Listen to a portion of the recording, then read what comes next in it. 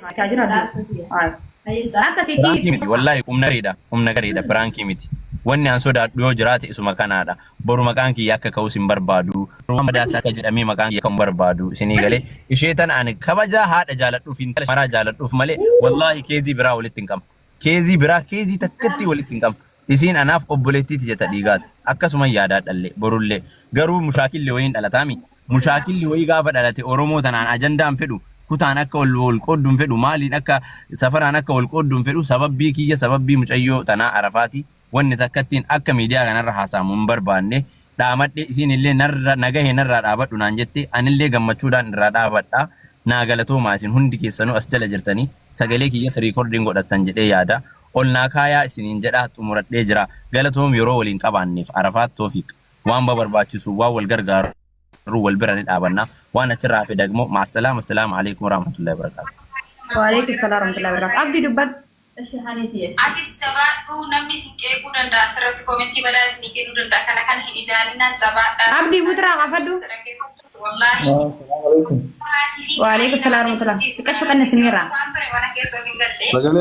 sagalee achi qannas mee warri duubaa jirtan warri waa talabachuu barbaadan lakkoofsa 5 barreessaa na jalatti hin bayinaa obbolee jiru warreen kinarra kaaya sagalee qannas kaasi qannas ta'e barama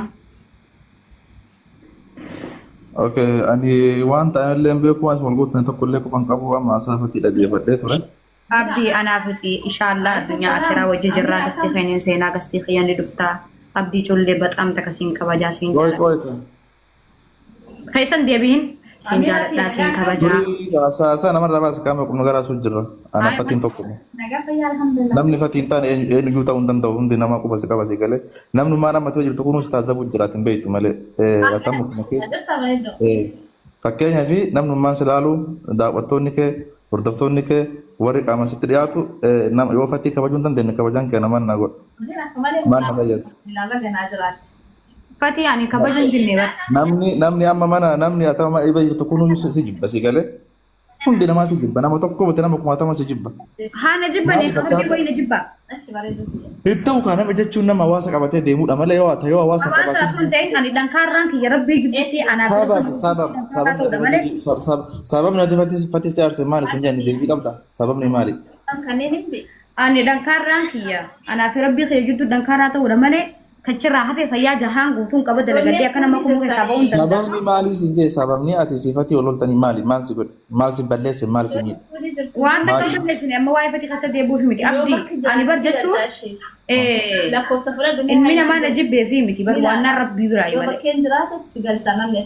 Namni si jibbu hin jiru bar akkaataan adeemsi kee ati yoo nama wayii ka duraan agartee oolmaa si yoo ta'u kabajuu hin dandeenye namni duraan sitti si qubara dura sirraa siqaa deema. Ani fatii jaanii yoo na jaalatan kun amma deemanii gasta na jaalatan. Fatii hin taane amala keetii fi fakkeenya fi amala fatii fi miti. Fatiin akka bulummaa si qarqaree akka agartee saappoorti si godhee waa wayii sababa si ta'ee asiin si gahe nama saniif yoo kabaja yoo nama saniif kabaja hin goone namni hundi isaa sirraa fagaataa deema hundi nama. Haa fakkaatu rabbiin narraan fakkaatu rabbiin na uume waan ta'eef. Rabbi jedhaatu karaa akka hojjetan ta'e Oromoon si galee atamma ilaalcha keessa reeffatu. Fatii wanti si godhe hin jiru yoommoo waan biraa yoo waan kana godhee miidhaa kanarraan qayyatte wal dubbadhu. Ammi dana range sin qabu kafadena jaalate kafadena jibbee kafadena godhe alhamdulillah rabbil alamin fayyaa. Hayyee ammati yookaan komiin ati fatii irraa qabdu wanti fatiin si godhe maaltu jira akkatti safuulleen kayriin qabu wanni martin jijjiiramaa deema beeta maal si godhe fakkeenyaaf miidhaan isirraan gahee ati yookaan isaan agasti kiyyan seenini gasti isaan maal yattee wal dubbattanii maal si godhe mee sababa. Amma balfitanne anaan ishee dutti wanti haasawatu sun jiru wanti irra deemnu sun jiru. Jechuun sababa nuuf himita sababa nuuf himiti waan kana yoo nu balleesse boofati si balleesse yaasitti balleesse dhaabadhu jennaan yoo atuu balleessite atuu sirrii hin jirtu dhaabadhu sin jenna. An duraan dursee irratti waa'ee isaa akka nagaa fakkilleen fadhu waa'ee isaa akka haasawatulleen fadhu fixannee haalii nagayaati yeroo takka daqiiqaa 5 daqiiqaa 3 akka biyya guddee daqiiqaa 5 seennee haasawuu qabna. Kazaa kacharraa hafee nagaya isatti isaa ta'u ani niin kabajaniin jaalladha.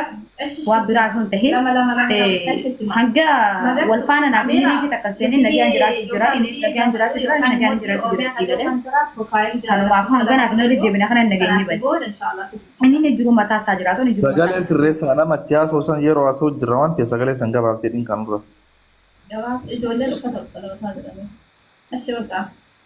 Yookaan waan kana keessa oduu haasoftan yoo waan abdiyyeen this abdiyyeen keessa naasa'u wayyu amma uummanni kun asirratti fitan ni berna amma dapat dulu gaariin ta'a gababu isin caalaan beeku arsii kiyya arsicha kiyya isin caalaan beeku. karof Jechuun dubbii asirratti agarree miti yaaniin jedhama isii fi nuti kaasaa jirruuf jibbuu miti osoo waan feete goote isarraa maal buufte sii fi kabaja ati namni fi ilaalcha sii qabaniif malee fatii sitti haasa'u maal godhama anillee maal sii godha garuu yoo ilaalcha namoota biratti ilaalcha fudhataman taa'e namni sirraa fakkaataa deema simaa fi arafaat jaalalatti akka hawaasa horattu si barbaanne sii galee waan biraa takka namni sirraa waa barbaadu tokko illee hin jiru jireenya fi fuulduraatti hawaasummaa jireenya fi fuulduraatti tambeka waan biraa takka dhimma fatiin sirra yookaan fatiin akka sirgetti waa si miidhe hin jiru waan takka siin goone waan si bira dhaabate sababa keetiin qabee nama meeqa sababa kee waan kaani kaan gaafate ta'e malee wanti si godhe hin jiru si galee yoo waa si godhe malee. abdi lugar Atiin immoo yookaan nama tokko yookaan oolmaa nama tokko si oole yoo beekuu hin dandeenye namummaan kee jiraachuun kee maal gatii si qaba maal gootaa jiraatta addunyaa kanarraa. ati waan naafillee nu banne abdi Maqaan kuuti kun amma si galchi namni yeroo tokko abdi namni baay'ate naafillee nu banne sababa inni nu beekaa isa gaafatta achirraa hafe injiraami tolonaa ooluu caalaa inni nuni beeka jeetii jaada waan ta'eef Isarraa maal feetamee ifa baasii waan kanaa jedhee dubbadhu. maal fadhaan ani Waan kana fedhaa jedhe. Waan kana fedhaa jedhe kan. lakkoofsa fudhatte anis dubbadde kootu galee obboleessa galuu barbaade garuu akka har'a malee gastii hin galle anis gastii hin galu amma kootu galee barbaade. Amira. Okay. Magar siyaasa ini Amira ni intaan gastii erga du'ee galuu barbaade obboleessa. Kaza ani kabajaa akka obbolummaatti nama kuma Dubar lama maraa wallaalte obbolummallee waa hundaa wallaalte irta bara jaalala obbolummallee wallaalte oolmaallee wallaalte hundaa keessa jirtu bara zeeroo taatee bara maasaa keerratti. labiya wallahi zeeroon Maaltu siin sigee? waa singaliin jiraatti. Inna hayyee mee wanti ni si godhe maa inni isarraa maal barbaaddaa yaani akkam feetaa yaani hin jiraa? Ani waan takka sirraan fadhu waan takka sirraan barbaadu ani akkamiin fadha beektaa? Ani akkamiin fadha beektaa? Innis nagaan jiruu isaa jiraachuu ani jiru kiyya jiraachuu. Inna Ani namni koomitii naarramsee koomitii nafaarsee isi beta isi sigalchiti oo ani nafaarsaniif naafinidhaan naarramsaniif narraan kanna sana siigalee magar tu dah wannan lankarra ana firbi kaya jiddutti lankarra ta'udha malee ilmi namaa naarramse nafaarse na jaalateef na jibbeef wanta kanaan godhu wanta sitina kaasuma. dah inna nama kennatu maal fedha beektaa Arafaat? Namni keenya kan Oromoo kuni ilaalcha fi haala ati qabdu wajjin si faana deema. Nuti waan akkisan sirraa hin feenu.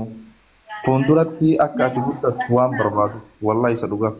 Jechi namaa yeroo hedduu suuratti qalbii waan wajji qalbii turreefi gaafa waan dhugaa dubban suuratti qalbii fakkaata waan ta'eef anuma dubbadha. Akka ati fuulduratti yookaan immoo ilaalcha kanaa hin qabne nama oolmaa namaa beeku ka amma boodallee si godhu deemu ka si godhallee ka amma jirullee akka namni sitti si kan barbaanna malee jechoota fofokkataa sirraan eegamne gugguu dubbatte namni sirraa fagaata simaa fi jireenyuma kee tolchuudhaaf yoo dhamaane malee innis jireenya kee tolchuuf yoo si dhama'e malee wallahi fayyaa takka sirraa argatee hin beeku si galee. Fayyaa takka waan takkaatii miti. Ati yoo ilaalcha biraa isaa qabaatte ani hin beeku.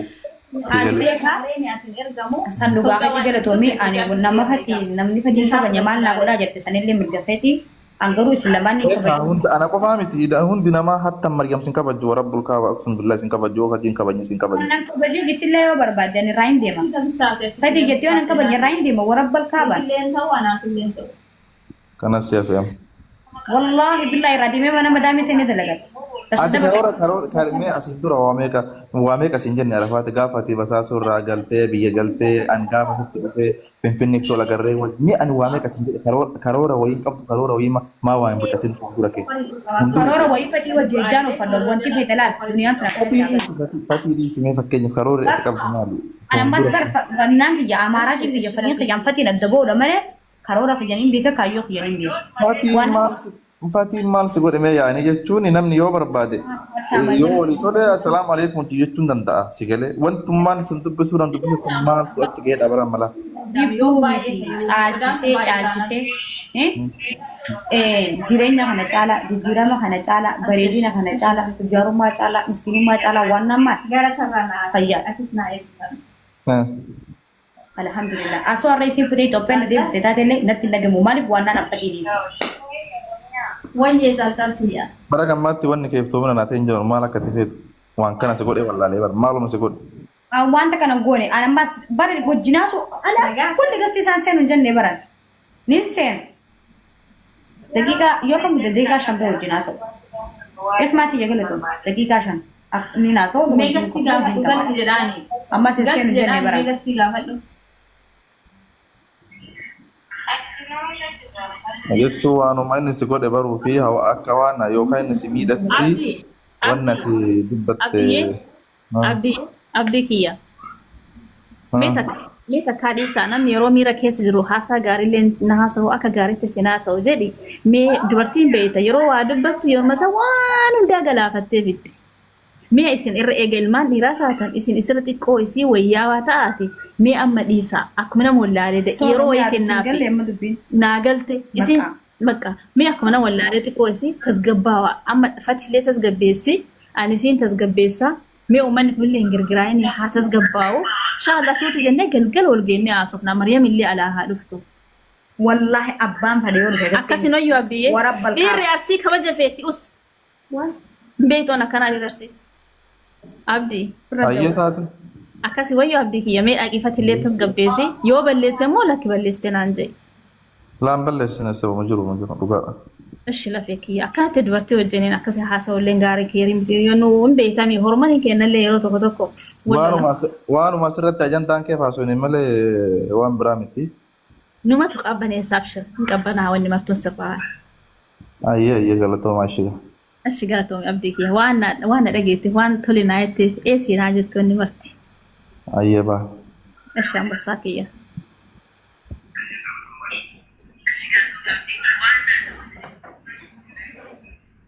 Zamzam. Wayye. Kalaas bakka tasgabbaa'ee dhiisi bakka asumaan itti haasa'e yookaan achiin gasti gadhiisii bakka. Assalamu alaikum Lubbiye. Waalaikum salaam Hadiya. Ashi bakka waliin. Nagami Lubbu. Fayyaa jirtu lubbuuti yesu jaaladhaa baran baay'ee dhiires. Lubbiye bareeddutu maal taate qashtiya hin aariin ishii keessaa bahi miira aarii kana keessaa maal taate Lubbiye? Bee lubbuwan. Lubbu ishii hin aarinii fatishaallee pilis wali aarsina. Lubbiye laal waan baay'ee qabdanii masoo hedduutu isin jala jira. Ijoollee shamaraas masoo keessanii ijoollee dhiiraas masoo keessanii. Wayi Lubbiye. Mee warri duubaa jirta lakkoofsa kabarreeffadha amma yeroon ka dalagaati. Dafa. Hangaris keessaa baasuu obbolummaa isa hojii deemuu hin danda'u yoo jetteene rakkoo miti kabajaa isarraa fuudhuu miti beekan. Ashi bakka rakkoo. Wayi maa rakkanne warra sagalee nuta. Mee namni kun hundi taa'u osoo gootanii osoo kophee. Mee taphtafi naa goota kobiliiki naa goota. Osoo mee waan gaggaarii irraa osoo haasofnee hoo. Mee warri duubaa jirta lakkoofsa ergaddaa lakkoofsa shan.